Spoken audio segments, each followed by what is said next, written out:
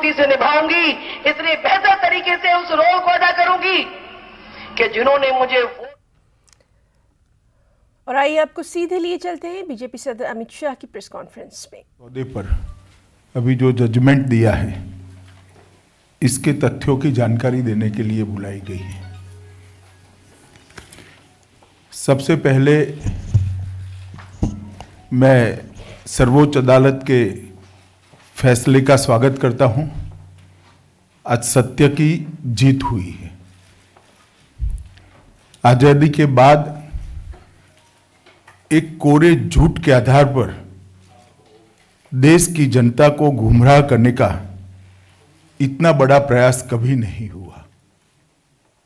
और ये दुर्भाग्यपूर्ण बात है कि ये प्रयास देश की सबसे पुरानी पार्टी कांग्रेस पार्टी के अध्यक्ष के द्वारा किया गया। कांग्रेस अध्यक्ष ने अपने और अपनी पार्टी के तत्काल फायदे के लिए झूठ का सहारा लेने की एक नई राजनीति की शुरुआत की। और मैं मानता हूं कि सुप्रीम कोर्ट का आज का जजमेंट झूठे आरोप लगाने की राजनीति के मुंह पर तमाचा है, चाटा है।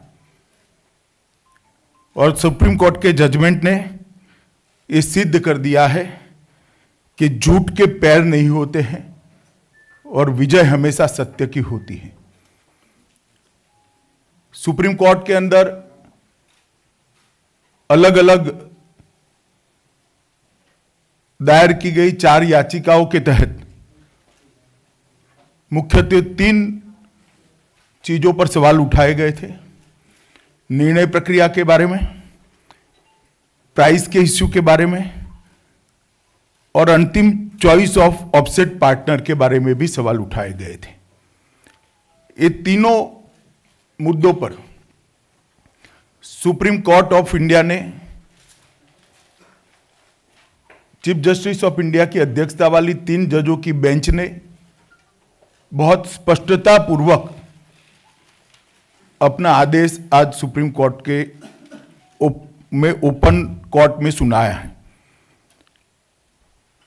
डिसीजन मेकिंग प्रोसेस के प्रति कोर्ट ने असंदिग्ध रूप से संतुष्टि व्यक्त की है। रिकॉर्ड जांच कर, रिकॉर्ड की डिटेल जांच कर सुप्रीम कोर्ट ने उसको सेटिस्फाइड करने की मांग को ठुकरा दिया है। एयरक्राफ्ट की क्वालिटी और उसकी रिक्वायरमेंट, उसकी सामरिक जरूरियात को सुप्रीम कोर्ट ने मान्य किया है। इस पर कोई संदेह रखने का कारण नहीं है। इसको कहा गया है, यह भी कहा है कि पड़ोसी देश जब 4th जनरेशन और 5th जनरेशन के एयरक्राफ्ट से पड़ोसी देशों की वायुसेनाएं सुसज्ज हो, तब भारत के लिए देरी देश हित में नहीं होगी और इसको रोका नहीं जा सकता। ऐसा कर ये मांग को खारिज किया है। जहां तक प्राइसिंग का सवाल है, एक कोट मैं कहना चाहता हूं, it is financial advantage to nation. Price के डिटेल को सुप्रीम कोर्ट ने कहा है कि हमने डिटेल में जांचा है। अधिकारियों ने बताया है कि देश को इससे आर्थिक फायदा हुआ है, जिससे सुप्रीम कोर्ट की सहमति व्यक्त हुई है। और प्राइसिंग के मुद्दे पर भी उन्होंने कहा है इस पर कोई जांच की जरूरत सुप्रीम कोर्ट नहीं मानती है। ऑफसेट पार्टनर के लिए बड़े हो हल्ले मचाए गए। इसके लिए भी सुप्रीम कोर्ट ने बड़ी स्पष्ट रूप से अपनी राय जजमेंट के अंदर रखी है।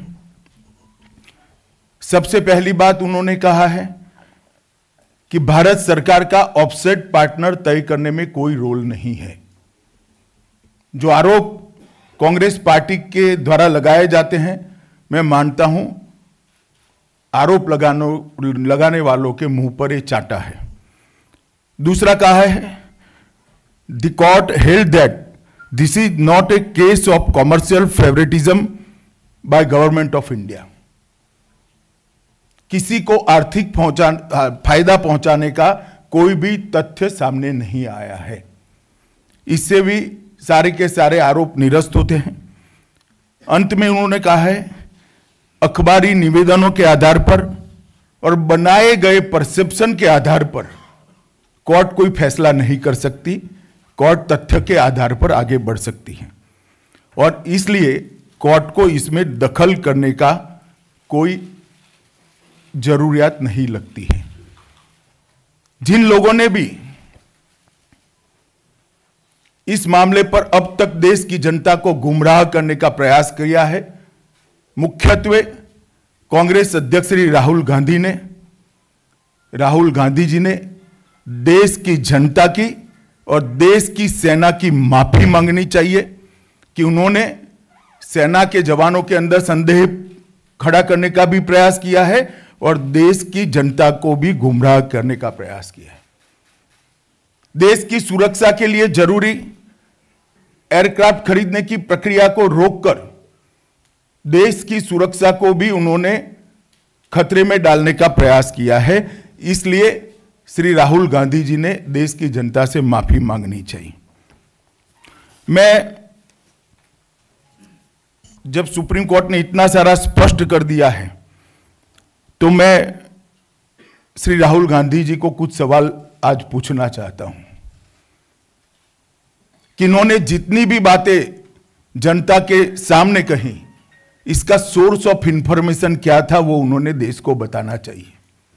आपको इंफॉर्मेशन कौन देता था? किसकी सूचना के आधार पर आप इतने बड़े आरोप लगाते थे? आपका सोर्स ऑफ इंफॉर्मेशन कौन है? वो देश की जनता जानना चाहती है। राहुल गांधी जी ने उसको बताना चाहिए। दूसरा, जब आपकी सरकार थी 2001 में भारतीय वायुसेना ने एयरक्राफ्ट की रिक्वायरमेंट रख दी थी। 2004 से प्रोसीजर शुरू हुआ था। 2007 से आपने प्रोसीजर को फाइनल करने की शुरुआत की। 2007 से 2014 तक ये सौदा क्यों फाइनल नहीं हुआ? क्या इसमें कुछ तय होना बाकी था? क्या इसमें कमीशन की अमाउंट तय होना बाकी थी? 2007 से 2014 तक ये सौदा क्यों फाइनल नहीं हुआ, वो कांग्रेस ने देश की जनता के सामने रखना चाहिए। और 2007 से 2014 तक देश की रक्षा जरूरियातों को, देश की डिफेंस रिक्वायरमेंट्स को आपने हानि पहुंचाई है, इसका स्वीकार कर देश की माफी मांगनी चाहिए। कांग्रेस ने जितने भी सौदे किए सब में बिचौलियों का अवकाश रखा, सब में कमीशन खोरों का अवकाश रखा। भारतीय जनता पार्टी नरेंद्र मोदी सरकार ने गवर्नमेंट टू गवर्नमेंट डील की जिसमें कभी बिचौलियों का कोई सवाल ही नहीं होता है। दो सरकारों के बीच में सौदा किया है। एक प्रकार से पारदर्शी प्रक्रिया को नरेंद्र मोदी सरकार ने अपनाया है। इसके सामने आपने सवाल खड़े किए। अब मैं पूछना चाहता हूं कि आपने अब तक कभी क्वात्रोची को मौका मिल जाता था, कभी मिशेल को मौका मिल जाता था, अब तक गवर्नमेंट टू गवर्नमेंट डील क्यों नहीं करी? देश की जनता कांग्रेस पार्टी से जानना चाहती है कि आपने अब तक गवर्नमेंट टू गवर्नमेंट डील को क्यों उचित नहीं माना। और ये जो एयरक्राफ्ट लेट हुए हैं, इसके लिए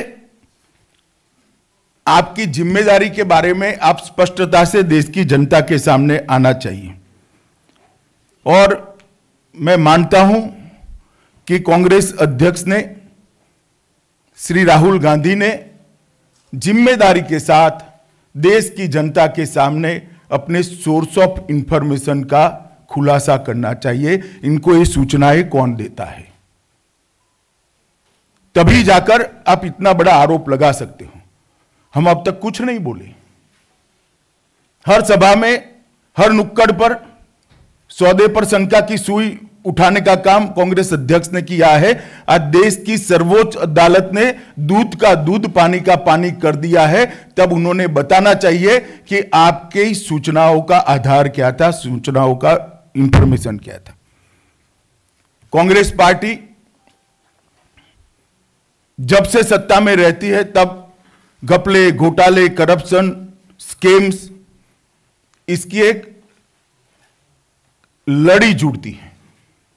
10 साल में 12 लाख करोड़ के घपले घोटाले करने वाली कांग्रेस पार्टी जब भारतीय जनता पार्टी और हमारे प्रधानमंत्री जी पर आरोप करती है, तब पहले उन्होंने उनकी विश्वसनीयता और अपने गिरेबान में झांकना चाहिए। मित्रों, मैं मानता हूं कि सब चोर इकट्ठा होकर चौकीदार को चोर चोर बूम लगाने लगे तो जनता कभी नहीं मानेगी कि चौकीदार चोर है। आज सिद्ध हो गया है, चोर की बूम वही लगाते हैं जिनको चौकीदार का भय है। आज ये साबित हो गया है कि बूम लगाने का कारण, चिल्लाने का कारण इनके अंदर का भय है। और राहुल गांधी जी को मैं एक सलाह भी देना चाहता हूं कि सूरज के सामने कितनी भी मिट्टी उछाल लो, कीचड़ उछाल लो, स्वयं पर ही गिरती है। सूर्य का तेज कभी भी कम नहीं होता है। इस बात को नसीहत माने और आगे आने वाले दिनों के अंदर ऐसी बचकाना स्टाइल के आरोपों से बचते रहे तो शायद उनकी विश्वसनीयता बढ़ाने में उनको थोड़ी मदद मिलेगी। मैं फिर से मीडिया के मित्रों को कहना चाहता हूं, मीडिया का भी दायित्व है। बहुत लंबे समय तक एक गलत आरोप को कांग्रेस बार बार बार बार बार बार रिपीट करती रही है। आज मैं शार्प क्वेश्चन उनको पूछना चाहता हूं कि आपने 2007 से 2014 तक के डील को कंप्लीट क्यों नहीं किया? क्या कारण थे कि डील कंप्लीट नहीं हो पाई? आपने गवर्नमेंट टू गवर्नमेंट डील क्यों नहीं की? और तीसरा, आपका सोर्स ऑफ इंफॉर्मेशन क्या है, वो आपने देश की जनता के सामने सार्वजनिक करना चाहिए। और चौथा, देश की जनता की और देश के सेना की जवानों की आपने करबद्ध माफी मांगनी चाहिए। और मैं मानता हूं ये चारों बातों को मीडिया के माध्यम